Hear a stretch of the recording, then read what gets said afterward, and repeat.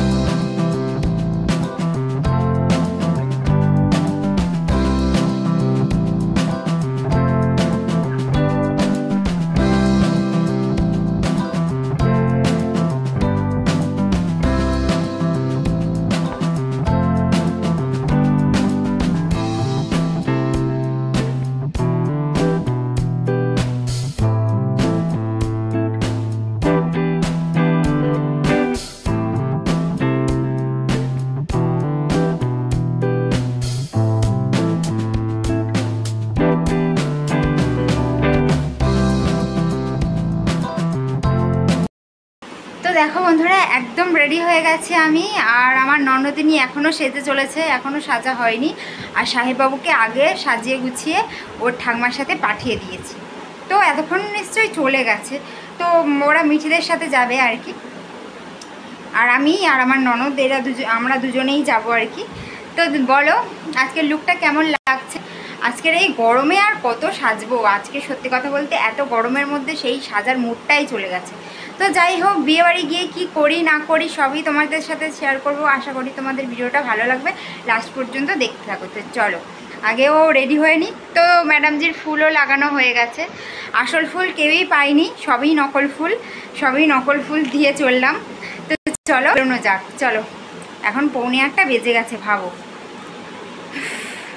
তো সাহেববাবুর আবার ঘুমানোর টাইম হয়ে যাচ্ছে, তাই না?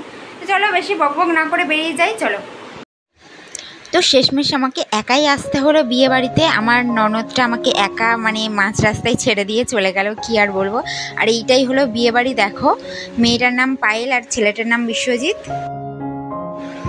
তো সবাই মিলে একসাথেই আসতাম, ওই ননদটার মা কাকিমা আর কি। তো কাকিমা রেডি হয়নি বলে ও আবার কাকিমাকে রেডি করাতে চলে গেছে, আর আমি দেখো একা একাই চলে এলাম। আর এসে দেখলাম অতটাও ভিড় হয়নি, তো মিডিয়াম আর কি ভিড়। আর এই পার্কটায় বাবু আসে, এটা হলো আমাদের ক্লাব।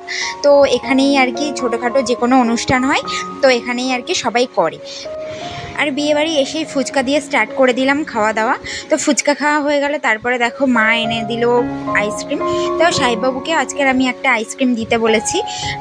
তো অনেক গরম পড়েছে, তো আরও আইসক্রিম খাওয়ার জন্য একটু দুষ্টুমি করে, বায়না করে। তো সেই জন্যই আর কি। আর এখানে দেখো বর এসেছে, আমার ননদটা খবর দিল, সেই জন্য আমি বর দেখতে চলে এলাম। আর বউ তো আমি আগে, বউ তো চেনা, কিন্তু বরটাকে তো আগে দেখিনি। তো সেই জন্যই আর কি তাড়াহুড়ো করে চলে এলাম সাহেববাবুকে ওর ঠাম্মার কাছে রেখে। আর বরের বসার ব্যবস্থা করা হয়েছিল উপরে। তো সেই জন্যই দেখো বরকে নিয়ে উপরে চলে গেল, আর আমরাও তার সাথে সাথে উপরে চলে যাচ্ছি।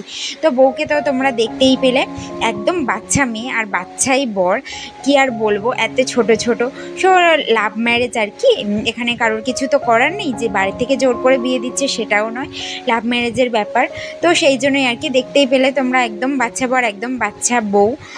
তো যাই হোক, গ্রামের সাইডে এখানে অত শত কেউ বোঝে না, মানে কেউ কারোর সাথে প্রেম করলো তা চলো বিয়ে করে নিই, এই রকম ব্যাপার স্যাপার আর কি। তো যাই হোক, যে যার ব্যাপার, সে বিষয়ে আমি কোনো কথা বলতেই চাই না। আর এখানে দেখো আমি আবার খাবার এখানে চলে এসেছি। তো সাহেববাবু দেখো ওর ঠাম্মার কাছে যাওয়ার জন্য ব্যস্ত হয়ে পড়েছে, আর আমরা খাওয়া দাওয়ার এখানেও চলে এসেছি। দেখো একদম ওই বললাম যে আমরা যেখানেই যাই একটু ফাস্ট ফাস্ট খাওয়ার চেষ্টা করি। তো যাই হোক, আমাদের মেনু কার্ডটা দেখেই নাও তোমরা। আর এখানে মেনু কার্ডে বড় বউয়ের ছবিও দিয়ে দিয়েছিল। আর প্রথম ব্যাচে তো খুব কমই লোক বসে, তার মধ্যে আমরাও বসি, বেশ ফাঁকা ফাঁকা লাগে, ভালোও লাগে প্রথম দিকে খেয়ে নেওয়া। কোনো তাড়া না থাকলেও প্রথম দিকে খেয়ে নেওয়ার চেষ্টা করি। আর এখানে দেখো সাহেববাবুর জন্য একটা চেয়ার নেওয়া হয়েছে। আমি বললাম যে সাহেববাবু এখন আস্তে আস্তে বড় হচ্ছে, ওকে তো আর কোলে নিয়ে খাওয়া যায় না, সেই জন্যই ওকে একটা আলাদা চেয়ার দেওয়া হয়। তো যাই হোক, সাহেববাবুর দুষ্টুমি তো দিন দিন বেড়েই চলেছে। দেখো ওকে আবার টেবিলের উপরে তুলে দিতে হয়েছে, ও আবার দেখছে, মানে হাত দিয়ে এমনভাবে দেখছে যেন ও কত কিছু না পড়তে পারে, কত কিছুই না জানে, তাই না? তো এর আগে যতবার বিয়েবাড়ি গেছিলাম তো সাহেববাবুর বাবা ছিল সাথে, যার জন্য একটু ঝামেলা কম ছিল, কিন্তু আজকেরও বেশি দুষ্টুমি করছে। আর ওর ঠাম্মা ওকে নিয়ে সামলাতেই পারছে না, তার মধ্যে দেখো কাগজ উড়ে চলে যাচ্ছে। আর সাহেববাবুর ঠাম্মা ওকে নিয়ে বাইরেও চলে গেল, মানে ওর ঠাম্মাকে হাত ধরে নিয়ে চলে গেল। তো ওদেরকে ডাকতে গিয়ে দেখো জলে জলে একাকার হয়ে গেল। তো জল খাওয়া দাওয়া শুরু করে দিলাম। তো আজকের আমাদের মেনু কি সেটা তো তোমাদের দেখিয়েই দিলাম। আর সাহেববাবুর জন্য আলাদা একটা প্লেট নেওয়া হয়েছে, যদিও ও হাত দিয়ে খেতে পারে না, তবুও সবাই একটা খাচ্ছে, এখন থেকে তো ওকে প্র্যাকটিস করাতে হবে, তাই। তো যাই হোক, খেতে খেতে মা মানে মাঝ পথে আর কি ওকে নিয়ে বাইরে চলে গেল, কারণ মার খেতে নাকি ভালো লাগছিল না সেই জন্য। আর আমি তো সব কিছুই টেস্ট করলাম, শেষে মিষ্টিটাও খেয়ে নিলাম। তো বন্ধুরা এখন বাজে 9:38, আর দেখো বাড়িতে চলে এসেছি। তো খাওয়া দাওয়া করেই চলে এলাম একবারে।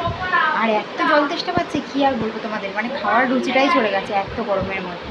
তো যাই হোক, বাইরে বিদ্যুৎও চমকাচ্ছে, তাই জন্য তাড়াহুড়ো করে খেয়ে নিলাম। তারপর সাহেববাবুরও ঘুম ঘুম ভাব, সেই জন্য তাড়াতাড়ি করে খেয়ে আর বাড়ি চলে এলাম। তো পলাশ তো যাইনি, জানি না এসে যেতে পারবে কি না, ইচ্ছে হলে যাবে, না ইচ্ছে হলে না যাবে, সেটা ওরই ব্যাপার।